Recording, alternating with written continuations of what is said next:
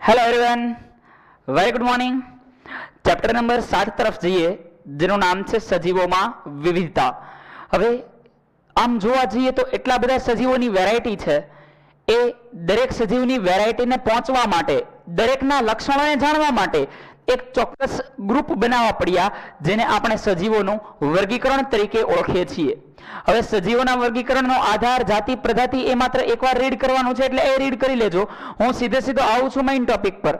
દુનિયામાં કુલ 5 સૃષ્ટિનું સર્જન કર્યું જુદા જુદા વૈજ્ઞાનિકોએ ભેગા કરીને. 5 સૃષ્ટિ મીન્સ જુદા જુદા સજીવો છે એ ચોક્કસ પ્રકારની એક કિંગડમ સૃષ્ટિ ધરાવે છે, જેને સજીવ સૃષ્ટિ તરીકે ઓળખવામાં આવે છે. એમાં સૌથી પહેલી, સૌથી નિમ્ન સજીવો ધરાવતી સૃષ્ટિ જોઈએ તો એ સૃષ્ટિનું નામ છે મોનેરા. મોનેરા નામની સૃષ્ટિની અંદર માત્ર અને માત્ર એક કોષના, કઈ સૃષ્ટિમાં શું છે એ પણ આગળ જતા જોઈએ. પહેલા 5 સૃષ્ટિના નામ સમજી લઈએ. તો 5 સૃષ્ટિના લાઈનમાં નામ બોલું છું. મોનેરા, એ પછી આવે છે પ્રોટિસ્ટા, એ પછી આવે છે ફૂગ, વનસ્પતિ અને પ્રાણી. સૌથી ડેવલપ થયેલી જો સૃષ્ટિ હોય તો એ છે સૃષ્ટિ પ્રાણી. ક્લિયર? હવે કઈ કઈ ભિન્નતાના આધારે કઈ રીતે વર્ગીકરણ કર્યા એ આપણે સમજવાનું છે. આજે 5 પ્રકારના વર્ગીકરણ કર્યા, 5 સૃષ્ટિમાં વર્ગીકરણ કર્યા. એ વૈજ્ઞાનિકનું નામ છે રોબર્ટ એચ વ્હિટેકર. ફરી એકવાર બોલું છું, આ વૈજ્ઞાનિકનું નામ છે રોબર્ટ એચ વ્હિટેકર. ચલો સમજીએ. તો સૌથી પહેલા જોઈએ સૃષ્ટિ મોનેરા. હવે મોનેરા સૃષ્ટિ આપણને શું દર્શાવે છે તો કે આની અંદર ડિયર ફ્રેન્ડ્સ કોઈ પ્રકારનું કોષ કેન્દ્ર જોવા મળતું નથી. એટલે કે આ કોષ કેન્દ્રી કોષ ધરાવતા સજીવો છે. પૃથ્વી જ્યારે બની હતી ત્યારે જે સજીવો બન્યા હતા એ દરેક સજીવોનો સમાવેશ છે એ મિત્રો પૃથ્વી સૃષ્ટિ મોનેરાની અંદર થાય છે. આ દરેક એક કોષી સજીવો છે, કોષ કેન્દ્ર નથી, અંગિકા નથી, પટલમય અંગિકાનો અભાવ છે. તો હવે એક MCQ પૂછે, આ સજીવોની અંદર કઈ પટલવિહીન અંગિકા હાજર છે? તો આ સજીવોની અંદર પટલવિહીન અંગિકા તરીકે રિબોસોમ્સ હાજર છે, કારણ કે રિબોસોમ્સમાં કોઈ પટલ જોવા મળતું નથી હોતું. આગળ વધીએ. આમાં કેટલાક સજીવો છે એ ડિયર ફ્રેન્ડ્સ કોષ દિવાલ ધરાવે છે, કેટલાક કોષ દિવાલ ધરાવતા નથી. પાડો સ્ક્રીનશોટ. વધી આગળ 3, 2, 1. તો કેટલાક છે એ કોષ દિવાલ ધરાવે છે, કેટલાક કોષ દિવાલ ધરાવતા નથી. પોષણની દ્રષ્ટિએ જોવા જઈએ તો અમુક સજીવો પોતાનું પોષણ જાતે બનાવે છે, જેને સ્વયંપોષી કહેવામાં આવે છે. અમુક છે બીજા ઉપર આધાર રાખે છે. ઘણા વિદ્યાર્થી મિત્ર એવું વિચારે છે કે આપણે MCQ વિજ્ઞાનની અંદર પણ સોલ્વ કરીએ, પણ વિજ્ઞાનમાં MCQ જો આપણે કરશું તો એમાં એટલી બધી વેરાયટીઝ બની શકે એમ છે, એટલા બધા MCQ આવી શકે એમ છે કે ઘણી બધી વાર એવું બને કે MCQ કરાવો એ બેઠા MCQ કદાચ એ કંઈ હોય જ નહીં.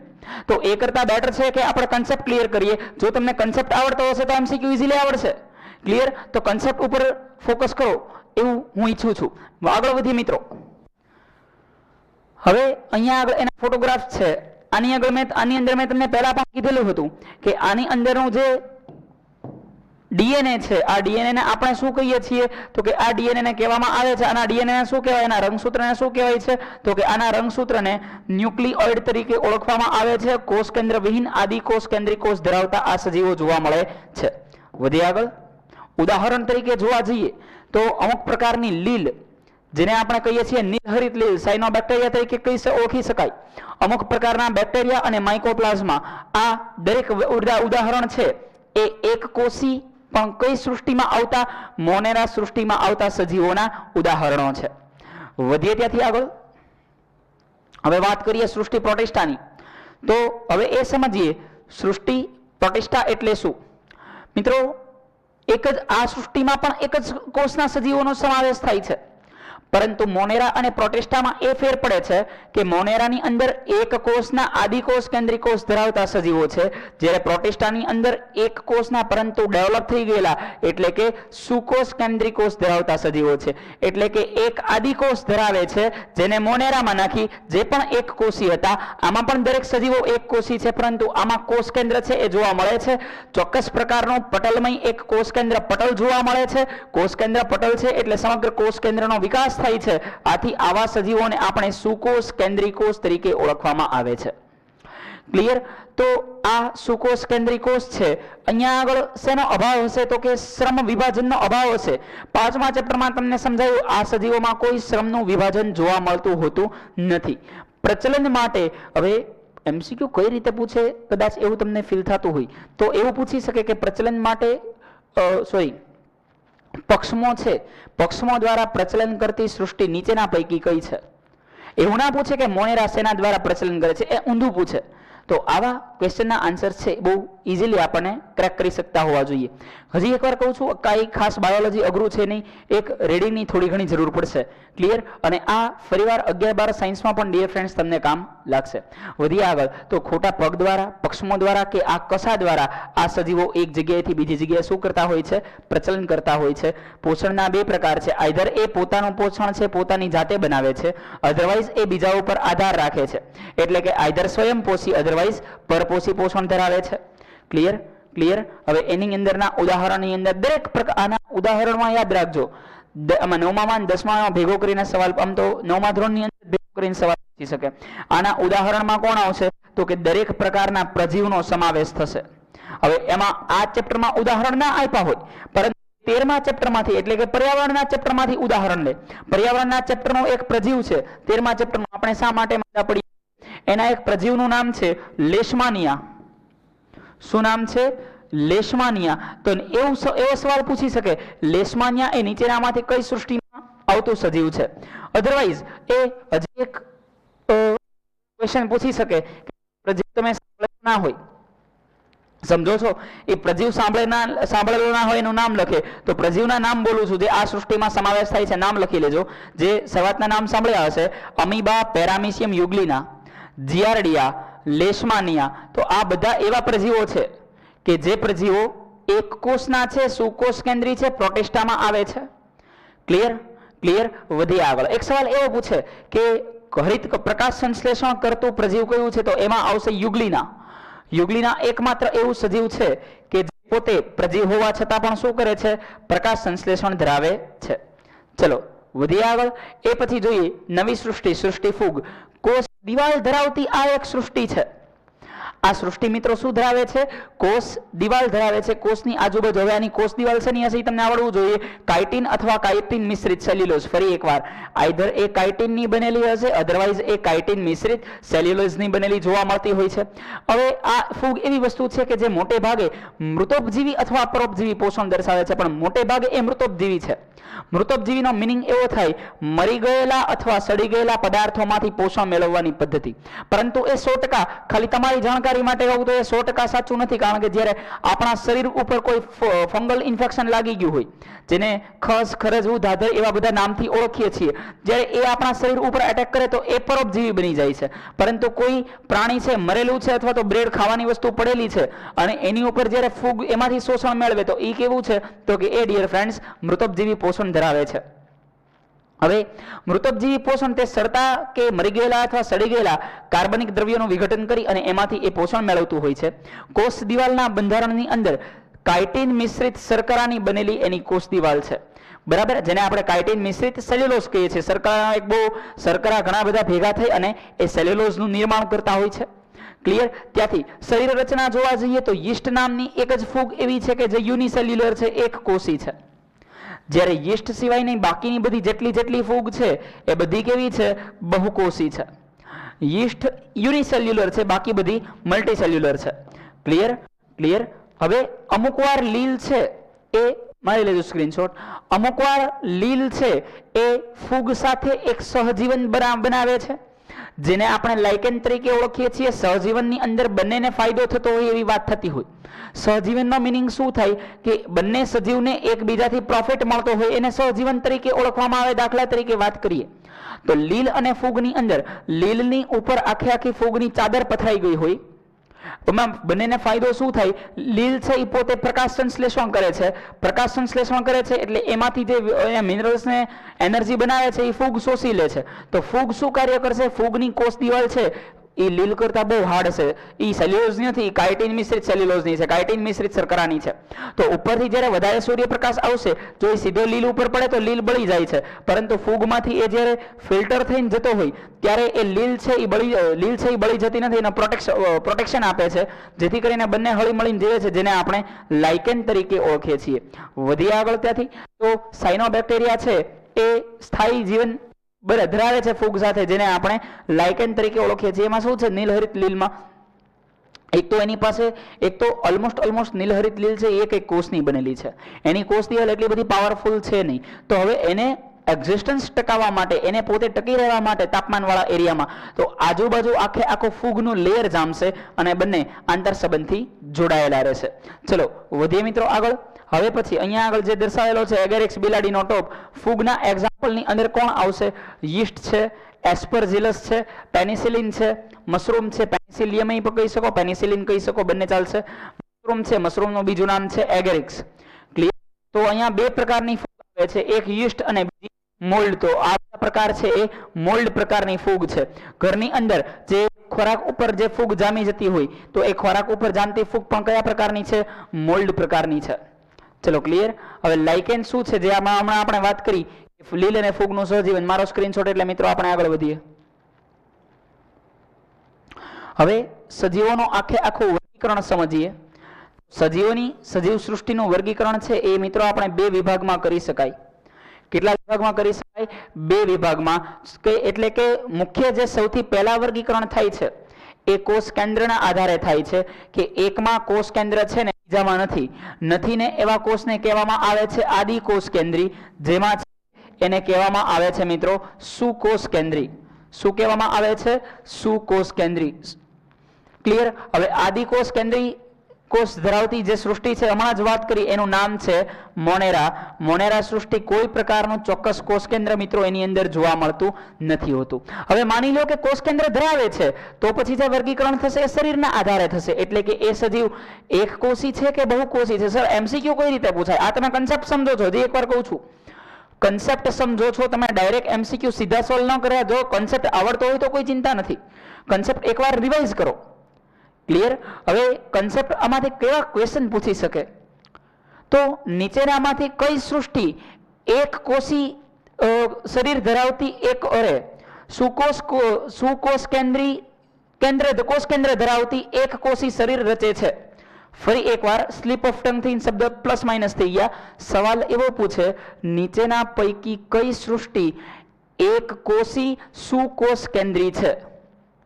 હવે એક કોષી અને સુકોષ કેન્દ્રી હોય એટલે એની અંદર સમાવેશ થશે પ્રોટિસ્ટા નામની સૃષ્ટિનો.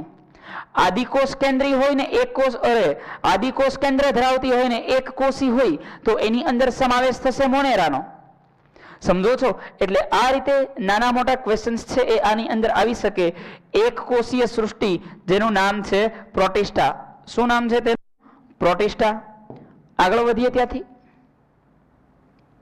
ચલો ક્લિયર? તો આનું નામ છે પ્રોટિસ્ટા. હવે સમજીએ બહુકોષી સૃષ્ટિની અંદર ફરીવાર પાછા બે પ્રકાર પડે છે, અને એ બે પ્રકાર કયા કયા છે? તો કે એક કોષ દિવાલ ધરાવે છે અને બીજો કોષ દિવાલ ધરાવતો નથી. હવે પ્રાણી સૃષ્ટિ એટલે કે આપણે દરેક પ્રકારના આની અંદર પ્રાણીઓ આવી ગયા જે કોઈ પ્રકારની મિત્રો કોષ દિવાલ ધરાવતા નથી. આપણા કોષનું સૌથી બહારનું આવરણ છે કોષ રસપટલ. એટલે કે આપણા શરીરના કોઈ કોષમાં કોષ દિવાલ મિત્રો જોવા મળતી નથી હોતી, અને પ્રકાશ સંશ્લેષણ કરે છે, કોષ દિવાલ ધરાવે છે, એમાં બે પ્રકારના સજીવોનો સમાવેશ થશે. અને એ બે પ્રકારના સજીવો કયા કયા છે? તો કે એક વનસ્પતિ અને બીજી ફૂગ. વનસ્પતિ અને ફૂગ, હજી એકવાર રિપીટ કરું છું, હજી એકવાર રિપીટ કરી લઈએ કે બહુકોષી પછી શું થયું? તો કે એમાં બે પ્રકાર પડ્યા, એક કોષી અને બહુકોષી. એક કોષીમાં આપણે પ્રોટિસ્ટા ભણી ગયા. હવે આવ્યા બહુકોષીની અંદર.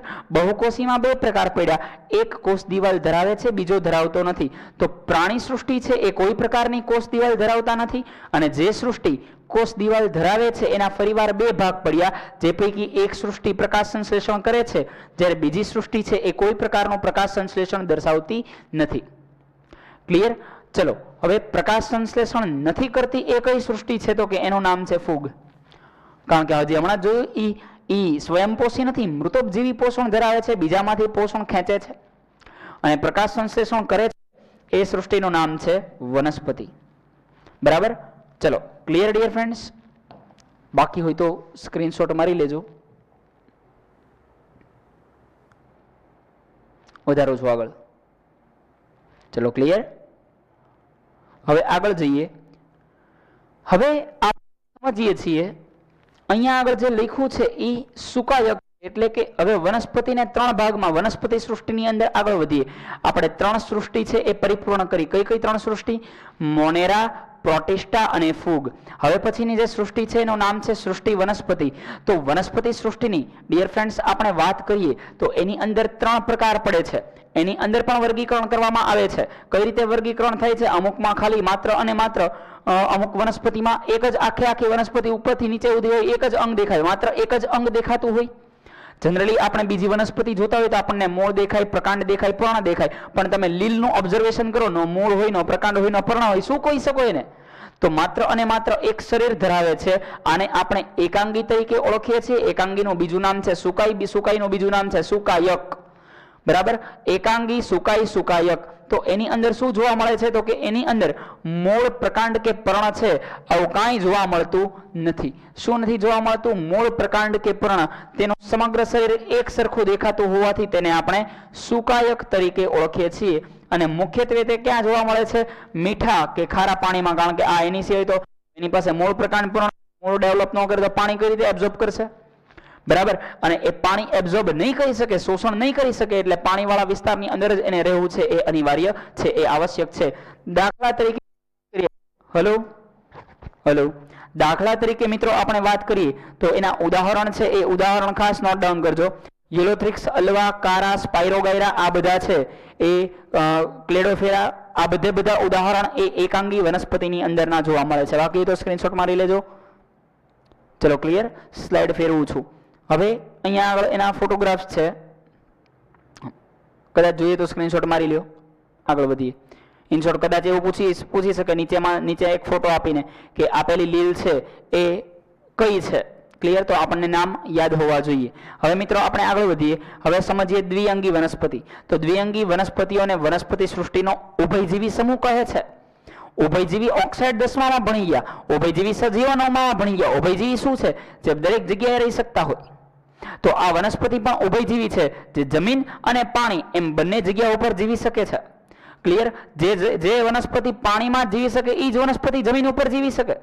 આથી આવા સજીવોને આપણે ઉભયજીવી સજીવો અને આવી વનસ્પતિને આપણે ઉભયજીવી વનસ્પતિ તરીકે મિત્રો ઓળખીએ છીએ.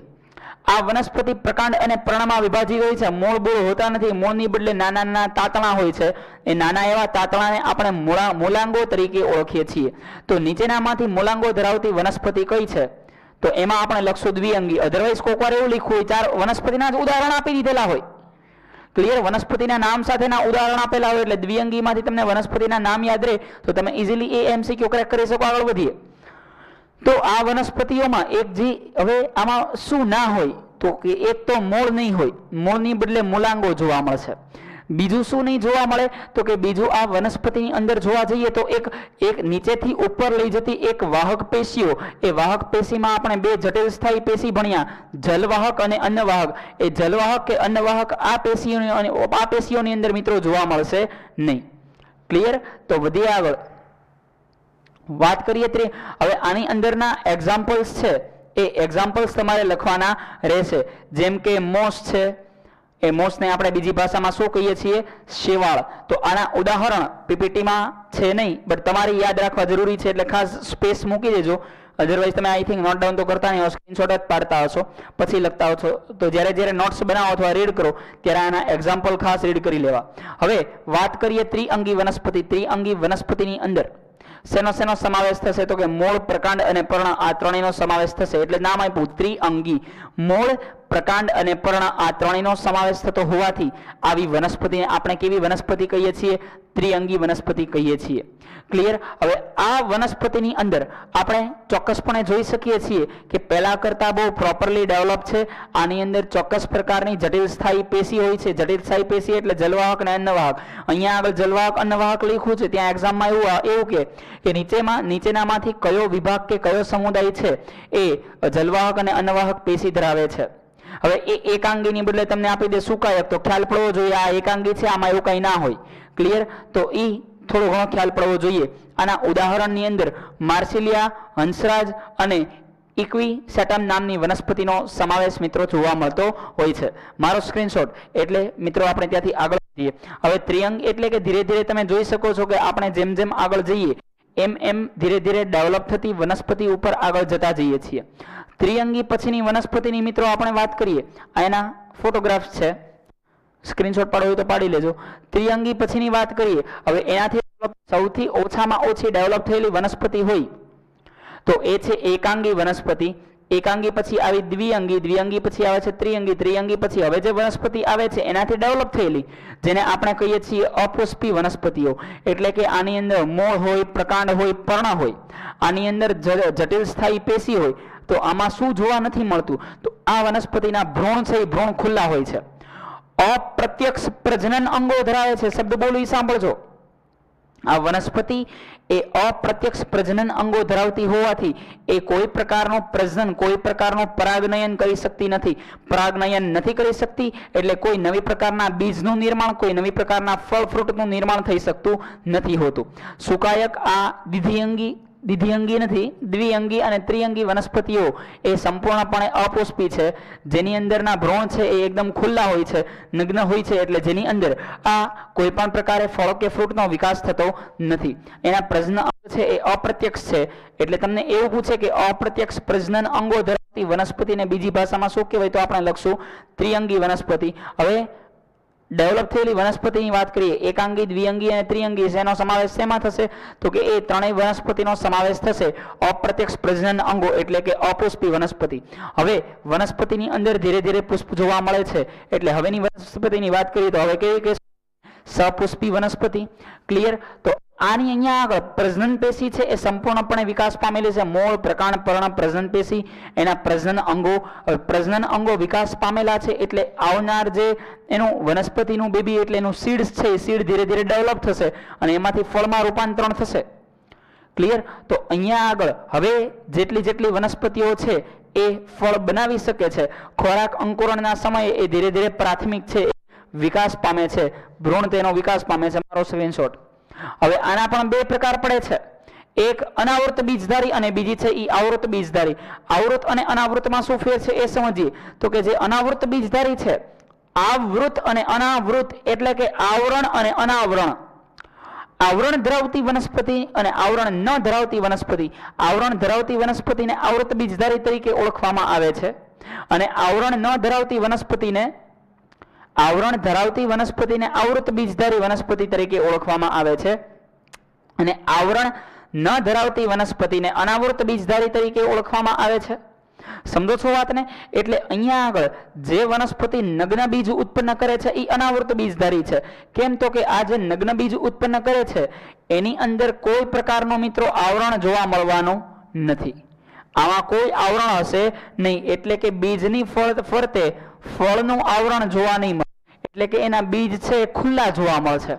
હવે જનરલી આપણે કોઈ પણ પ્રકારના બીજ ખાતા હોઈએ, બીજ મીન્સ કોઈ પણ પ્રકારના ફળ ખાતા હોઈએ, એ બધા આવૃત બીજધારીમાં આવે છે. જેમ કે સફરજન છે, તરબૂચ છે, પપૈયો છે.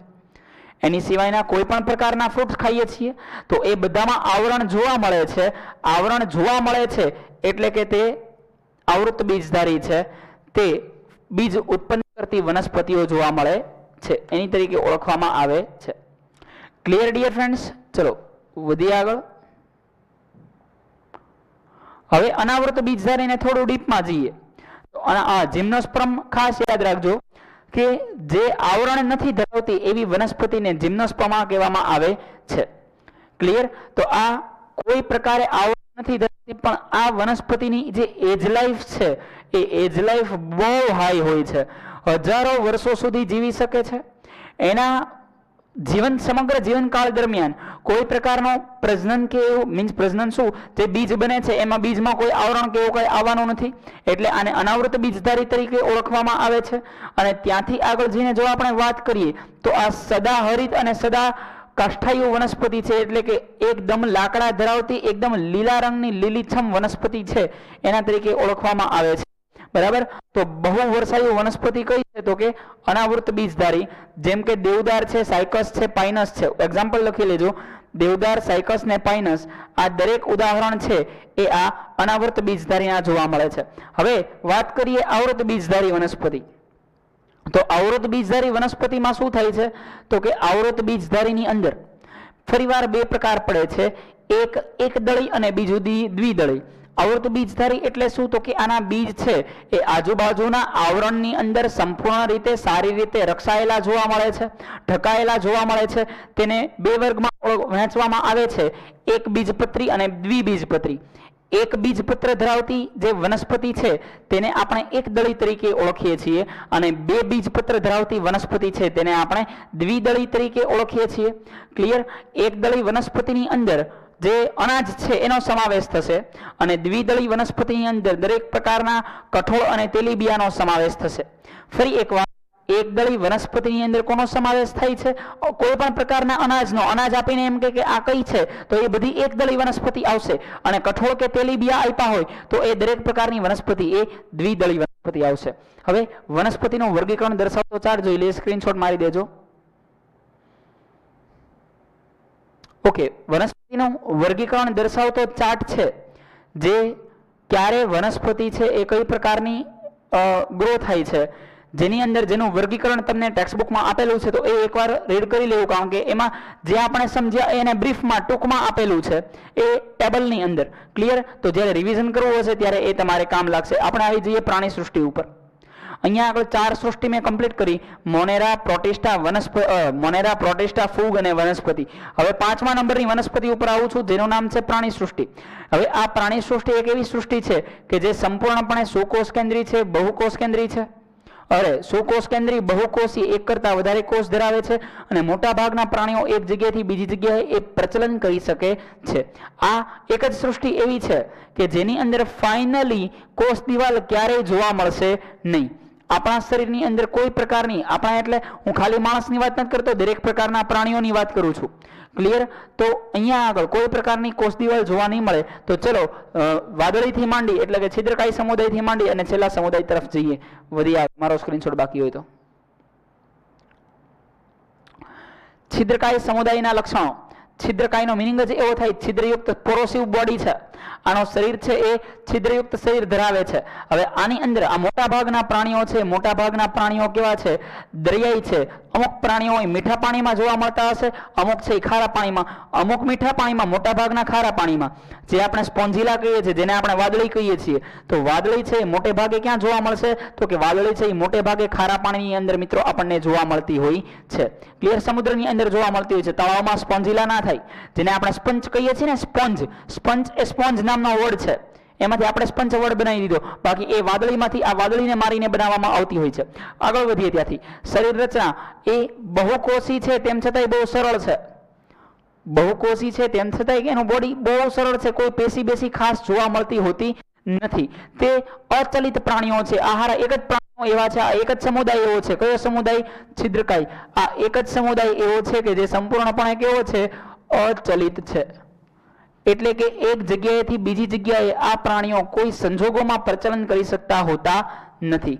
કોઈ સંજોગોમાં પ્રચલન કરી શકતા હોતા નથી. આના શરીરની અંદર એક બહુ મસ્ત મજાનો બાહ્ય આવરણ આવે. શરીરની બહાર આવરણ, આપણી અંદર જે હાડકા છે પ્રોટેક્શન માટે અંદરની બાજુએ છે, આ સજીવોમાં બહારની બાજુએ છે.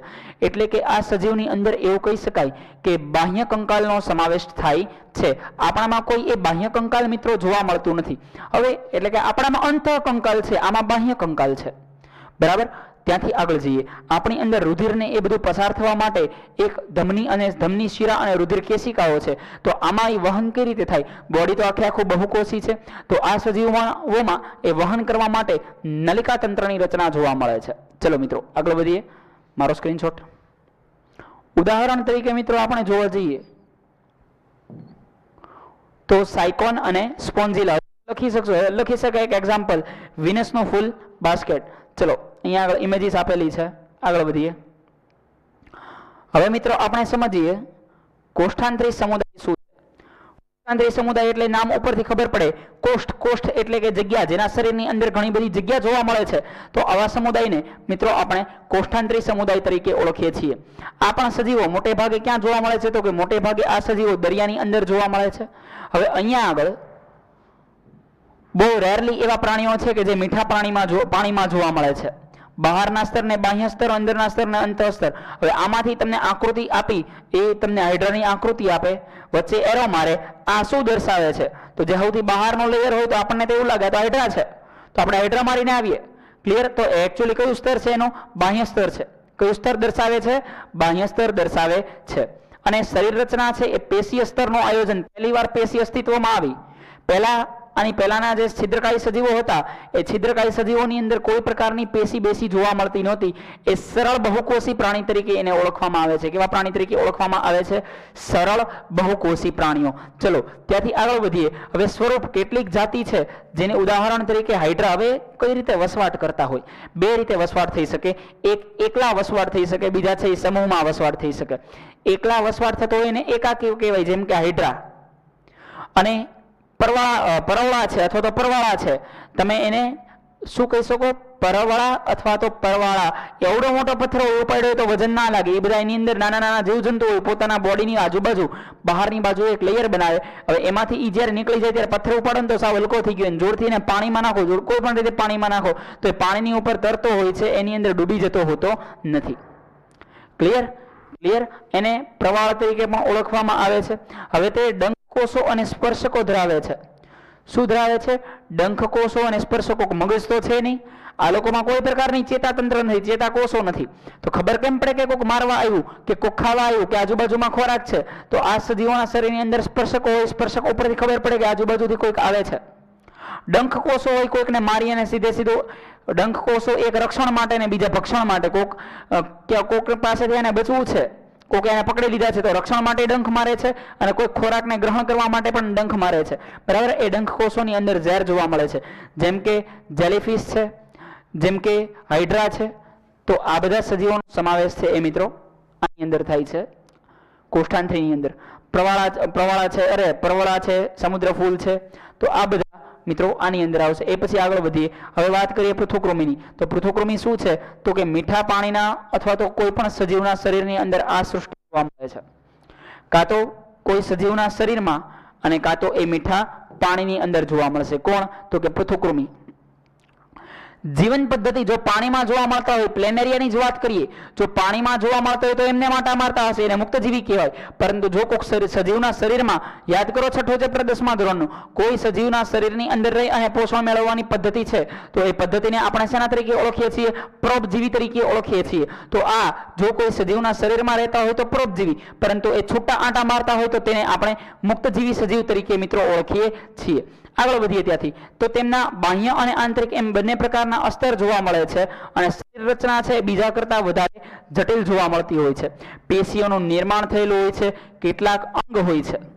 પેશીઓનું નિર્માણ અને અંગ પહેલીવાર છે. અને આ જે અંગ વ્યવસ્થા છે એ સુવિકસિત છે. ભૂલ ના પડે યાર, શબ્દ ભેગા ના થઈ જાય. એવી અઘરો પેપર જો મૂકવો હશે, ક્વેશ્ચન મસ્ત મજાનો મૂકવો હશે તો મૂકશે કે નીચેનામાંથી કઈ સૃષ્ટિ, કયા સમુદાયની અંદર અંગો છે એ વિકાસ પામેલા હોય છે.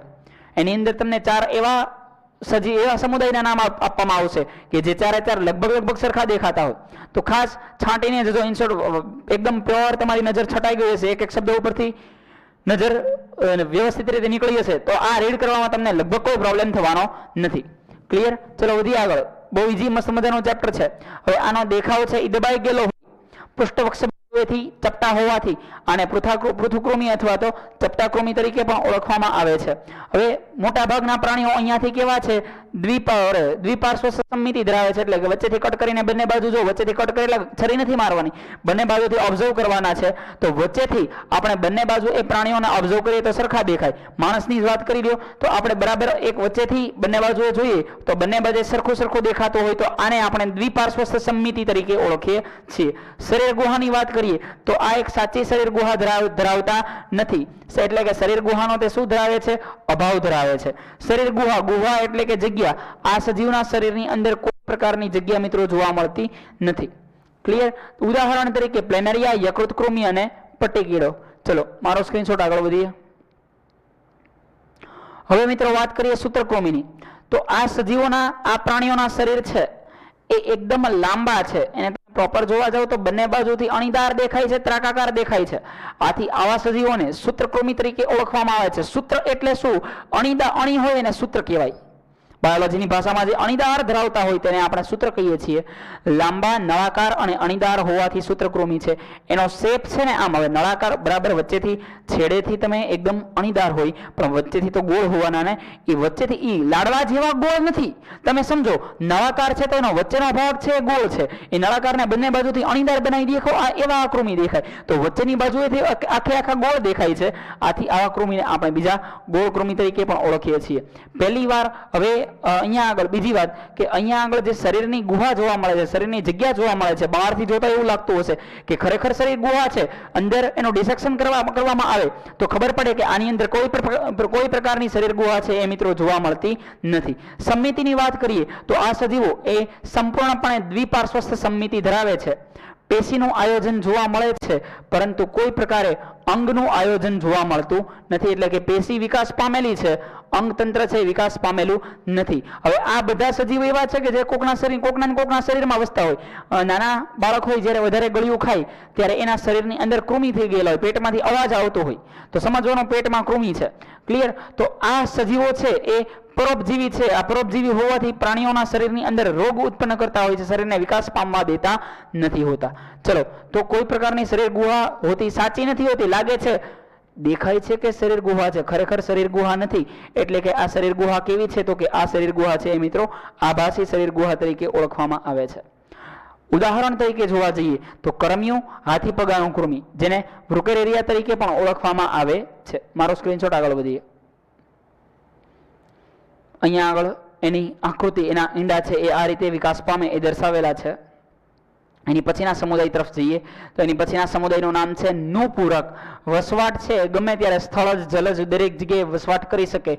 એટલે કે મીઠા પાણીમાં પણ વસી શકે, રેતીમાં પણ વસી શકે, કાળી જમીનમાં પણ વસી શકે. ખેડૂતની જમીન એટલે એકદમ પોચી માટી હોય ત્યાં પણ આ સજીવો છે એ મિત્રો વસી શકતા હોય છે. તો મીઠા જળ, દરિયાઈ જલજ તેમજ સ્થળજ વસવાટ ધરાવે છે. સંપૂર્ણપણે ત્રિગર્ભસ્તરીય છે. સી, ગર્ભસ્તરનું પ્રાણી સૃષ્ટિની વાત કરીએ તો અમુક વસ્તુ કોમન છે દરેક પ્રાણીઓની અંદર. તો એમાં ઊંધો સવાલ પૂછે કે નીચેનામાંથી કયો દ્વિગર્ભસ્તરીય પ્રાણી છે? તો અત્યાર સુધી સમગ્ર પ્રાણી સૃષ્ટિની અંદર માત્ર અને માત્ર એક જ પ્રાણી એવું છે કે જે પોતે દ્વિગર્ભસ્તરીય છે અને એ પ્રાણીનું નામ છે કોષ્ઠાંત્રી સમુદાય. સછિદ્ર સમુદાય છે એમાં નક્કી નથી કરવાનું એ કેટલા ગર્ભસ્તર ધરાવે છે એમાં આપણે નક્કી કરવાનું નથી. કોષ્ઠાંત્રીમાં દ્વિગર્ભસ્તરીય અને એની પછીની જેટલા સમુદાય છે બધા કેવા છે? ત્રિગર્ભસ્તરીય છે. ત્યારબાદ આગળ વધીએ. સમમિતિ આપણને બધાને ખબર છે દ્વિપાર્શ્વસ્થ. હવે એમાં આગળ જવાની જરૂર નથી. ને પહેલી વાર સાચી શરીર ગુહા ધરાવતા પ્રાણીઓ કયા છે? તો કે પહેલી વાર સાચી દેહ ગુહા અથવા શરીર ગુહા ધરાવતા પ્રાણીઓનું નામ છે અથવા સમુદાય કયો છે? સમુદાય નુપૂરક. કોક વાર એમ કે નીચે પ્રાણીઓના નામ આપે. સૌ પ્રથમ વાર શરીર ગુહા કયા પ્રાણીમાં? આમાં એટલી વેરાયટીમાં પ્રશ્ન નીકળી શકે છે એટલે તમારે કોન્સેપ્ટ ક્લિયર રાખવો પડે. તો આમાંથી એવું પ્રાણીઓનું નામ આપીને પૂછે કે ભાઈ કયું પ્રાણી સાચી શરીર ગુહા ધરાવે છે, એમાંથી એક પ્રાણી હશે કે જે આ સમુદાયનું આપેલું હશે. ક્લિયર? અહીંયા આગળ પહેલી વાત ચેતાતંત્ર, જુદા જુદા અંગતંત્રનો વિકાસ થવા માંડ્યો. આની અંદર ચેતાતંત્ર જોવા મળે છે, પાચન તંત્ર જોવા મળે છે, ઉત્સર્જન તંત્ર જોવા મળે છે. તો આવા તંત્ર આટલા બધા પ્રોપર જોવા મળતો હોય એવો આ પહેલો સમુદાય જેનું નામ છે નુપૂરક. ક્લિયર? શરીર રચનામાં સાચા અંગ નિર્માણ પામે છે અને પ્રોપર પ્રકારે ભિન્નતા જોવા મળે છે. સમગ્ર શરીરને તમે જોવા જાઓ, બારીકાઈથી ઓબ્ઝર્વ કરો તો એના શરીર ઉપર નાના મોટા ખંડ જોવા મળે છે. એટલે કે સમગ્ર શરીરનું ખંડન થયેલું જોવા મળે છે. ઉદાહરણ તરીકે રેતી કીડો, અળસિયું અને જળો. મારો સ્ક્રીનશોટ આગળ વધીએ. હવે વાત કરીએ સંધિપાદ સમુદાય. સંધિપાદ સમુદાય એટલે શું? તો કે જેના સાંધાવાળા પગ ધરાવતા હોય. હવે સંધિપાદ ખબર પડી જાય ને, સાંધાવાળા પગ ધરાવે છે એનો મેઇન ગુણધર્મ. હવે આ સજીવોના શરીર સાંધા હશે એટલે એના શરીરમાં ખંડ જોવા મળશે. ઉપરના ભાગ ઉપર પણ એ ખંડ જોવા મળશે. કીડી મકોડાને તમે જુઓ તો એના શરીરમાં છે ખંડ જોવા મળતા હોય. મકોડો 3 ખંડનો બનેલો મકોડો દેખાય. ક્લિયર? ઉપાંગો છે એ દ્વિપાર્શ્વસ્થ સમમિતિ ઉપાંગો આવી ગયું. પરિવહન તંત્રની મિત્રો આપણે વાત કરીએ તો આપણી અંદર પરિવહન તંત્ર બંધ પ્રકારનું છે કે બહારથી ઓક્સિજન આવે, ફેફસામાં જાય, ફેફસામાંથી રુધિરને શુદ્ધ કરે, એ રુધિર હૃદયમાંથી આખા શરીરમાં જાય, બીજી સાઈડથી અશુદ્ધ રુધિર આવે ફેફસામાં. એક ચોક્કસ પ્રકારની પાઇપલાઇન મૂકેલી છે. આ સજીવોના શરીરની અંદર એવું કંઈ જ જોવા મળતું હોતું નથી. ખુલ્લા પ્રકારનું રુધિર ભિસરણ તંત્ર હોય છે. કેવા પ્રકારનું જોવા મળતું હોય છે? ખુલ્લા પ્રકારનું. આમ ધમની શિરા એવું કાંઈ હોય નહીં. બધું રુધિર છે એ આ રીતે આંટા મારતું હોય. મીન્સ કોઈ પ્રોપર મેનેજમેન્ટ આ સજીવોની અંદર જોવા મળતું હોતું નથી. ક્લિયર? અને આ શરીરની જે આ સજીવોની જે શરીરની ગુહા છે, શરીરમાં રહેલી જગ્યા છે, એ જગ્યા એ રુધિરથી ભરાયેલી હોય છે, એટલે એ દેહ ગુહાને રુધિર ગુહા તરીકે પણ ઓળખવામાં આવે છે. ઉદાહરણ તરીકે ઘણા બધા મોટાભાગના આખી પૃથ્વીનો સૌથી મોટામાં મોટો સમુદાય આ છે જે 90 થી 95% સજીવ સૃષ્ટિ રોકી લે છે. પ્રાણી સૃષ્ટિમાં 90 થી 95% કયો સમુદાય છે? સંધિપાત. બાકીના 5% ની અંદર બધી સૃષ્ટિ આવી ગઈ. એટલે સૌથી વધારે વેરાયટી ધરાવતા સજીવો છે એ શેમાં છે? સંધિપાત સમુદાયમાં જોવા મળે છે. ચલો વધીએ આગળ. મારો ક્લિક.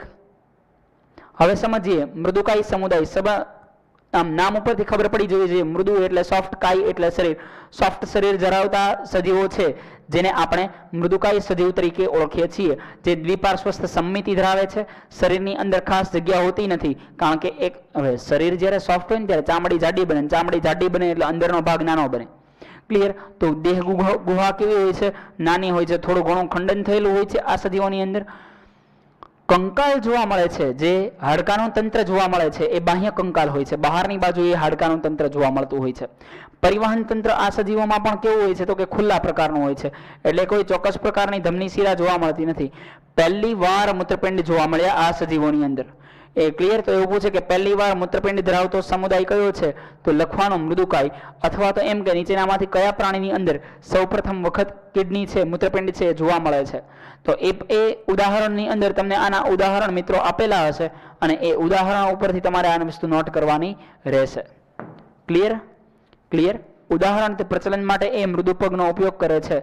ઉદાહરણ તરીકે કાયટોન, ઓક્ટોપસ અને પહેલા મારો સ્ક્રીનશોટ આગળ વધીએ, અને ઓનિયો એટલે કે જેને આપણે છીપ તરીકે ઓળખીએ છીએ. પછી એની પછી જઈએ તો શૂળ ત્વચી. શૂળ એટલે કે એકદમ તીક્ષ્ણ વસ્તુ, ત્વચી એટલે કે ત્વચા એટલે કે ચામડી. ચામડી ઉપર જ્યારે મિત્રો આપણને શૂળ જેવી રચના જોવા મળે છે, તો આવા સજીવોને આપણે શૂળ ત્વચી તરીકે ઓળખીએ છીએ. એનો વસવાટ છે એકદમ દરિયામાં મસ્ત રીતે મુક્તજીવી બીજા પ્રાણીઓનું ભક્ષણ કરીને જીવતા સજીવો છે, જેને આપણે દરિયાઈ મુક્તજીવી સજીવો તરીકે ઓળખીએ છીએ. સામાન્ય લક્ષણ બધાને ખબર છે, ત્રિગર્ભસ્તરી અને દ્વિપાર્શ્વસ્થ સમમિતિ ધરાવે છે, શરીર ગુહાયુક્ત છે.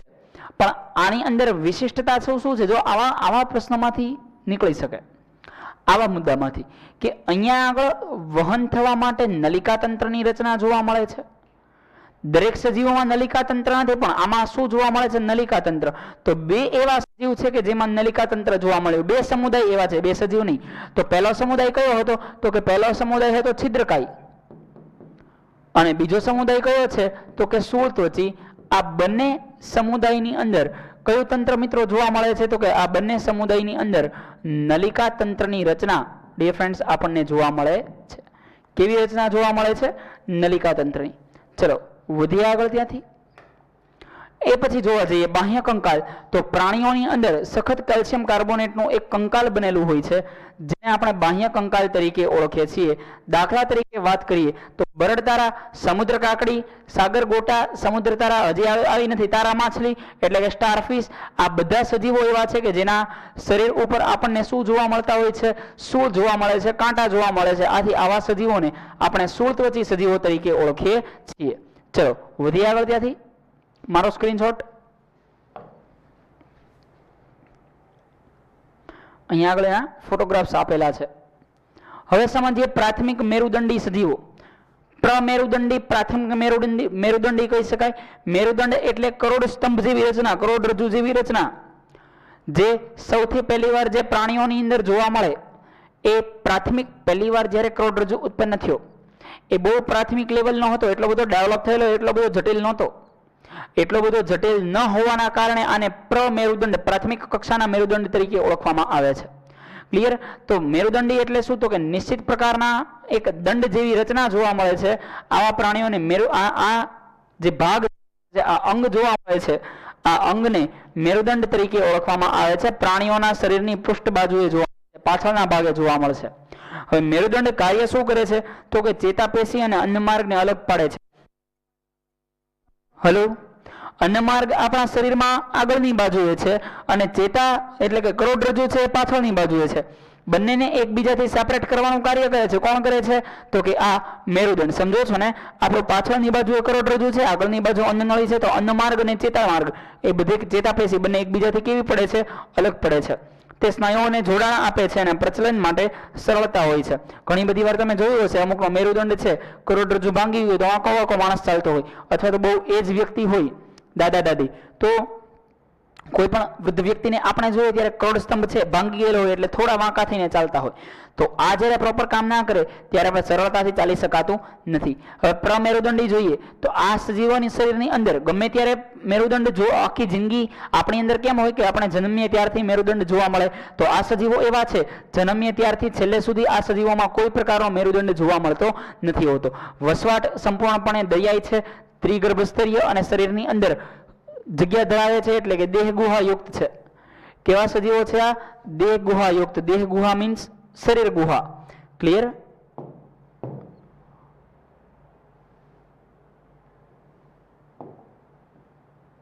ચલો તો ત્યાંથી આગળ જઈએ. મેરુદંડ છે એ દરેક અવસ્થાએ મેરુદંડ હાજર નથી હોતો.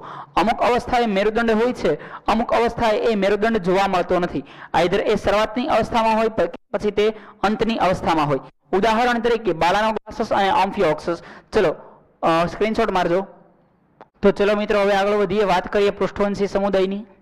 પૃષ્ઠવંશી પ્રાણીઓ એટલે તો કે જેની અંદર મેરુદંડ છે ને અંત. હવે બધા અત્યાર સુધી જેટલા પ્રાણીઓ આવે એ બાહ્ય કંકાલ ધરાવતા હતા, શરીરની બહારની બાજુએ કંકાલ ધરાવતા હતા. હવે જેટલા પ્રાણીઓ આવે છે શરીરની અંદરની બાજુએ કંકાલ ધરાવે છે, જેને આપણે અંતઃકંકાલ તરીકે ઓળખીએ છીએ. હવે આ સજીવો છે એ ચોક્કસ પ્રકારે એના પ્રચલનની અંદર સ્નાયુ મદદરૂપ થાય છે. સ્નાયુ હાડકા સાથે જોડાયેલા હોય છે. અંતઃકંકાલ એટલે અંદરની બાજુ રહેલા હાડકા, એની સાથે સ્નાયુ જોડાયેલા હોય છે એટલે એ ઇઝીલી એક જગ્યાએથી બીજી જગ્યાએ પ્રચલન છે એ મિત્રો કરી શકે છે. લક્ષણો જોવા જઈએ, પરમેનન્ટ મેરુદંડ ધરાવે છે. કેવો મેરુદંડ ધરાવે છે? પરમેનન્ટ મેરુદંડ ધરાવે છે. પૃષ્ઠ ચેતારજ્જુની હાજરી છે.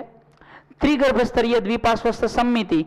હવે યુગ્મિત ઝાલર કોથળી બધા માટે સાચું નથી, કારણ કે અમુક સજીવો ફેફસા પણ ધરાવે છે. અને દેહકોષ્ઠ એટલે કે શરીર ગુહા, શરીરમાં રહેલી જગ્યા જોવા મળે છે. આગળ વધીએ. હવે આના 5 વિભાગમાં વહેંચવામાં આવેલા છે. સૌથી પહેલો વિભાગ જોઈએ મત્સ્ય. હવે આ ક્યાં જોવા મળે? કાં તો ખારા અથવા મીઠા પાણીમાં. શરીરની ઉપર એક આવરણ હોય ભીંગડા, શરીરની અંદર અંતઃકંકાલ હોય, બહાર ભીંગડાનો આવરણ હોય, જેથી કરીને માછલી છે મુરઝાઈ જતી નથી. એ ઝાલર દ્વારા આપણે ફેફસા દ્વારા ઉપયોગ કરીએ. આ શેના દ્વારા એનો ઉપયોગ કરશે? ઓક્સિજનનો. ઝાલર દ્વારા ઉપયોગ કરશે. શરીર છે ચપટું, રેખીય અથવા ત્રાકાકાર જોવા મળશે. શરીર કેવું જોવા મળશે? ચપટું, રેખીય અથવા ત્રાકાકાર. ફરીવાર ચપટું, રેખીય અથવા ત્રાકાકાર. ધારા રેખીય આકાર હોય જેથી કરીને પાણીની અંદર એ ગતિ કરી શકે. પાણીમાં તરવા માટે પૂંછડી અને આ સજીવોની અંદર મીનપક્ષનો ઉપયોગ થતો જોવા મળે છે. એક કર્ણક અને એક પગથી બનેલું એનું હૃદય દ્વિખંડી છે. યાદ રાખજો, હૃદયમાં ભૂલ ના થાય. આ ઠંડા લોહીનું પ્રાણી છે એટલે કે પ્રાણીનો મિનિંગ એવો થાય કે સમય સાથે તેના શરીરના તાપમાનમાં વધારો કરી શકે અને ઈંડામુક્ત પ્રાણી છે. આથી આવા પ્રાણીને અંડપ્રસ્વી પ્રાણી તરીકે પણ ઓળખવામાં આવે છે. કેવા પ્રાણી તરીકે ઓળખવામાં આવે છે? અંડપ્રસ્વી પ્રાણી તરીકે. આગળ વધીએ. બે પ્રકારની માછલી છે, કાસ્થી માછલી અને અસ્થિ માછલી. બરાબર? એકમાં શાર્કનો સમાવેશ થશે કાસ્થીમાં, અને અસ્થિમાં રોહુનો સમાવેશ થશે. એક્ઝામ્પલ છે જોઈ લેવા વાત કરીએ ઉભયજીવીની. ઉભયજીવી એટલે શું? તો કે બંને જીવી શકતા પ્રાણીઓ છે. ડિંભાવસ્થા એટલે કે જ્યારે જન્મે છે ત્યારે એ પાણીમાં જોવા મળે. અહીંયા પ્રાણીમાં નહીં, ડિંભાવસ્થામાં પાણીમાં, અને પુખ્તાવસ્થાની અંદર એ જમીન ઉપર બંને જગ્યાએ જોવા મળે છે. ક્લિયર? હવે આના શરીર છે આની ચામડી છે શ્લેષ્મ નામની ગ્રંથિ ધરાવતી હોય, ગ્રંથિ ધરાવતી હોય, જેથી કરીને કોઈ સજીવો પકડી લીધા હોય તો એ ત્યાંથી છટકવાનો ચાન્સ આની પાસે રહે. બાહ્ય કંકાલ જોવા મળે છે. બાહ્ય કંકાલની વાત કરીએ તો ભીંગડા કે બીજું એકયનું બાહ્ય કંકાલ નથી હોતું, કારણ કે બાહ્ય કંકાલની બદલે કોણ હોય છે? શ્લેષ્મ નામની ગ્રંથિ હોય છે. શરીર આનું હૃદય છે એ 2 કર્ણક અને 1 ક્ષેપક એમ કુલ ત્રિખંડી હૃદય ધરાવે છે. 2 કર્ણક અને 1 ક્ષેપક ધરાવતું હૃદય કેવું છે? ત્રિખંડી હૃદય છે. ત્યાંથી આગળ વધીએ તો ડિંભાવસ્થામાં ઈઝાલર દ્વારા શ્વસન કરશે, કારણ કે ડિંભાવસ્થામાં તો એ પાણીમાં હતું, તો પાણીમાં હોય ત્યારે ઈઝાલર દ્વારા શ્વસન કરશે, અને જ્યારે જમીન ઉપર આવી જશે ત્યારે ફેફસા દ્વારા શ્વસન કરશે. પરંતુ દેડકા છે એ જમીનની અંદર વયા જતા હોય, ગ્રીષ્મ સમાધિની અંદર વયા જતા હોય, શિયાળામાં શીત સમાધિમાં વયા જતા હોય ત્યારે ચામડી દ્વારા શ્વસન કરે છે. તો યાદ રાખજો કે આ સજીવ જ્યારે જમીન ઉપર રહે છે ત્વચા અને ફેફસા એમ બંને દ્વારા મિત્રો શ્વસન કરતો જોવા મળે છે. ઉત્સર્જનની વાત કરીએ તો ઉત્સર્જન માટે આ મૂત્રપિંડ કિડની ધરાવે છે અને ઈંડામાં વિકાસ થાય છે તાપમાનના આધારે ઠંડા લોહીના પ્રાણીઓ. મારો સ્ક્રીનશોટ આગળ વધીએ. અહીંયા આગળ ફોટોગ્રાફ છે. હવે વાત કરીએ સરીસૃપ પ્રાણીઓ. આ સજીવો છે એ શરીર ઉપર ભીંગડા ધરાવે છે, બરાબર. માછલીઓ જેવા ભીંગડા ન હોય પણ હાર્ડ ભીંગડા હોય એની કરતા. શરીર ઉપર આ સરીસૃપ વર્ગના પ્રાણીઓ શું ધરાવે છે? ભીંગડા ધરાવે છે. સામાન્ય તે ત્રિખંડી છે, પરંતુ મગર છે એ ચતુષ્ખંડી છે. મગર અપવાદ છે. એનું શ્વસન મોટે ભાગે શેના દ્વારા થતું હોય? ફેફસા દ્વારા થતું હોય, કારણ કે આ મોટા ભાગના સજીવો જમીન ઉપર રહેતા જોવા મળતા હોય છે. ક્લિયર. ઉત્સર્જનની વાત કરીએ તો આ સજીવોમાં પણ મૂત્રપિંડ જોવા મળે છે. શીત રુધિરના, ઠંડા લોહીના પ્રાણીઓ. ખાલી વિહગ અને સસ્તન સિવાયના દરેક પ્રાણીઓ છે એ દરેક પ્રાણીઓ કેવા છે? ઠંડા રુધિરના. એટલે કે બહારનું તાપમાન થાય બદલાય તો એને મેનેજ કરવા માટે પોતાના શરીરનું તાપમાન પણ શું કરી નાખે છે? બદલી નાખે છે. ઈંડા મૂકે એટલે અંડપ્રસવી છે અને એકદમ જમીન ઉપર કેલ્શિયમ કાર્બોનેટના કવચથી ઢકાયેલા ઈંડા મૂકતા જોવા મળે છે. કાચબો, નાગ, મગર, ગરોળીને સાપ. આગળ વધીએ. હવે વાત કરીએ વિહગ. વિહગ એટલે કે પક્ષીઓ. હવે આ પક્ષી આમાં વિશિષ્ટતા એ છે કે આમાં મૂત્રપિંડનો મિત્રો અભાવ હોય છે. મૂત્રપિંડનો શું જોવા મળે છે? આ સજીવોની અંદર આપણને અભાવ જોવા મળે છે. એટલે એવું કહી શકાય કે તે મૂત્રપિંડ વગરના જોવા મળતા હોય છે. એક MCQ કદાચ પૂછી શકે, નીચેનામાંથી કયો વિભાગ છે એ મૂત્રપિંડ ધરાવતો નથી? ક્લિયર. વધીએ આગળ. ઉપાંગો. તો તેઓ છે એ 2 જોડ ઉપાંગ ધરાવે છે. હાથના જે અગ્ર ઉપાંગો છે એનું રૂપાંતરણ શેમાં થયેલું હોય છે? પાંખમાં થયેલું હોય છે. હૃદય ચતુષ્ખંડી છે.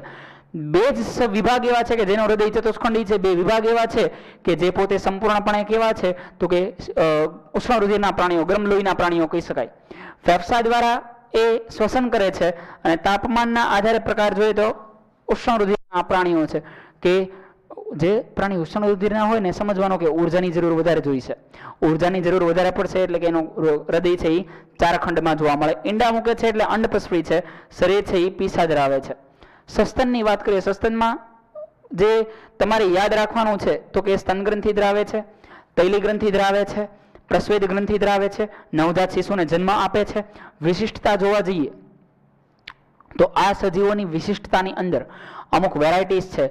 જેમ કે કાંગારો, જે માર્સોપિયન નામની કોથળી ધરાવે છે, જ્યાં આગળ બેબી અડધો જન્મી હોય ત્યારે બહાર નીકળી જાય છે. એની સિવાય અમુક સજીવો એવા છે કે જે સાવ અપવાદ છે. સસ્તન હોવા છતાં પણ ઈંડા મૂકે છે. જનરલી સસ્તનનો મિનિંગ એવો થાય કે નવજાત બાળકને, જીવતા બચ્ચાને જન્મ આપતા હોય. ક્લિયર. ઉષ્ણ રુધિરવાળા આ પ્રાણીઓ છે. હૃદય છે એ સંપૂર્ણપણે કેવું છે? તો કે હૃદય છે એ મિત્રો આ સજીવોનું ચતુષ્ખંડ હૃદય છે. ચલો ક્લિયર. ગર્ભધારણ ક્ષમતા ધરાવતા હોય છે. અને ઉદાહરણ તરીકે મેં તમને કીધું અપવાદની અંદર કોણ આવશે? તો કે એક આવશે કાંગારુ, જે માર્સોપિયમ નામની કોથળી ધરાવે છે. એની સિવાય એક આવશે શિયાળો, જે સસ્તન હોવા છતાં પણ શું મૂકે છે? એ ઈંડા મૂકે છે. અને હજી એક આવે છે પ્લેટિપસ. એ પણ સસ્તન હોવા છતાં શું મૂકે છે? ઈંડા મૂકે છે. પ્લેટિપસને ગુજરાતીમાં કહેવાય બતક ચાંચ. તો બતક ચાંચ અને શિયાળો આ બંને પ્રાણીઓ એવા છે કે જે સસ્તન હોવા છતાં પણ શું મૂકે છે? ઈંડા મૂકે છે. તો આ સસ્તનની અંદરના અપવાદ છે. હજી સૃષ્ટિ મળી નથી. જેમ જેમ આગળ સૃષ્ટિનું સંશોધન થશે એટલે ખબર પડશે શું આ 2 જ પ્રાણીઓ એવા છે કે બહુ મોટી વેરાયટી એવી છે કે જે સસ્તન હોવા છતાં પણ ઈંડા મૂકે છે. જેમ જેમ આપણે આગળ શોધ થતી જશે એમ ખ્યાલ પડશે. ઉદાહરણ તરીકે વહેલ, ચામાચીડિયું, આમાં તો ઘણા બધા પ્રાણીઓ કે જે સ્તન ગ્રંથિ ધરાવે છે તેનો સમાવેશ મિત્રો થશે. ચલો ત્યાંથી આપણે મિત્રો આગળ વધીએ. પછી વાત કરીએ તો હવે પછી દ્વિનામી નામકરણની પદ્ધતિ સમજીએ. કેરોલસ લિનિયસ નામના વૈજ્ઞાનિકે વૈજ્ઞાનિક નામકરણની પદ્ધતિ આપી, જેને આપણે દ્વિનામીકરણ કહીએ છીએ. દ્વિનામી નામકરણ આ આપનાર સાયન્ટિસ્ટનું નામ છે કેરોલસ લિનિયસ. અહીંયા લખી નાખજો વર્ગીકરણના પિતા. દ્વિનામી નામકરણ પદ્ધતિના પિતા તરીકે આને ઓળખવામાં આવે છે. ચલો વધીએ આગળ. તો આ વૈજ્ઞાનિક નામ આપ્યું. વૈજ્ઞાનિક નામમાં એને શું કીધું? તો કે કોઈ પણ જાતિને 2 નામ હોવા જોઈએ. એમાંથી સૌથી પહેલું નામ છે એ જાતીય નામ હોવું જોઈએ. પહેલું નામ છે એ પ્રજાતીય નામ હોવું જોઈએ. અને બીજું નામ છે એ કેવું હોવું જોઈએ? તો કે બીજું નામ એ આ સજીવનું જાતીય નામ હોવું જોઈએ. સમગ્ર વસ્તુ લેટિન ભાષાની અંદર સમજાવેલી. પછી એવું કીધું કે પ્રજાતીય નામ છે તો પ્રજાતીય નામનો પહેલો અક્ષર છે એ ફરજિયાત કેપિટલ હોવો જોઈએ. અને જો એ છાપેલો હોય, હવે આ આખું આનો પહેલો અક્ષર કેપિટલ હોવો જોઈએ, બાકી બધા અક્ષર કેવા હોવા જોઈએ? સ્મોલ હોવા જોઈએ. ઇન શોર્ટ એવું કીધું કે પહેલો અક્ષર છે એ મોટી લિપિમાં હોવો જોઈએ, ગુરુ લિપિમાં, જેને આપણે કેપિટલ કહીએ, અને સ્મોલ ને એને લઘુ લિપિ તરીકે નામ આપેલું છે. ક્લિયર? વૈજ્ઞાનિક કેરોલસ લિનિયસ, એને બે નામ આપ્યા, પ્રજાતીય નામ અને જાતીય નામ. એમાં પહેલો અક્ષર છે એ કેપિટલ, બીજો સ્મોલ. પછી તો કે આ પ્રિન્ટ કરેલો હોય, જો આ નામ છે એ પ્રિન્ટ કરેલું હોય એટલે કે પેજ ટાઈપ કરેલું હોય, તો એ પેજની અંદર જ્યાં જ્યાં વૈજ્ઞાનિક નામ આવે એ વૈજ્ઞાનિક નામ ઇટાલિક હોવું જોઈએ. ઇટાલિક એટલે થોડું વાંકું, એના અક્ષરો છે એ થોડા વાંકા વળી ગયેલા જોવા મળે. અને જો છાપેલું હોય એટલે કે હેન્ડ રિટનમાં હોય, હેન્ડ રિટનમાં હોય, તો જ્યાં જ્યાં વૈજ્ઞાનિક નામ છે ત્યાં આગળ શું આવવી જોઈએ? તો કે ત્યાં આગળ અંડરલાઈન આવવી જોઈએ. બરાબર? આ ફોલો કરતું હોવું જોઈએ. બીજું કોઈ પણ પ્રકારની માન મર્યાદા આમાં ગવાવી જોઈએ નહીં. એકવાર નામ આપી દીધું તો એ નામનો યુઝ દુનિયામાં બીજે ક્યાંય જ ન થવો જોઈએ. ક્લિયર? અમુક વૈજ્ઞાનિક નામ છે એ યાદ રાખી લ્યો. માણસનો વૈજ્ઞાનિક નામ છે હોમો સેપિયન્સ, પહેલાનો સ્ક્રીનશોટ મારી લ્યો. 3, 2, 1 આગળ વધીએ. તો માણસનું વૈજ્ઞાનિક નામ છે જેનું નામ છે હોમો સેપિયન્સ, હોમો પ્રજાતિ છે, સેપિયન હોમો પ્રજાતિ છે, સેપિયન્સ છે એ જાતિ છે. દેડકાનું નામ છે રાના ટાઈગ્રીના, તો રાના છે એ પ્રજાતિ છે, ટાઈગ્રીના છે એ જાતિ છે. ક્લિયર? તો આ રીતે મિત્રો જુદા જુદા વૈજ્ઞાનિક નામો છે એ પાડવામાં આવેલા. જે અજોડ નામ છે, યુનિક નામ છે આખી દુનિયામાં, એ નામ બીજા કોઈને આપેલું નથી. ચેપ્ટર 7 અહીંયા આગળ કમ્પ્લીટ કરીએ છીએ. મળીએ નેક્સ્ટ લેક્ચરમાં. ત્યાં સુધી વર્ક કરો, સારો રીડ કરો. Good luck to all. Goodbye dear friends.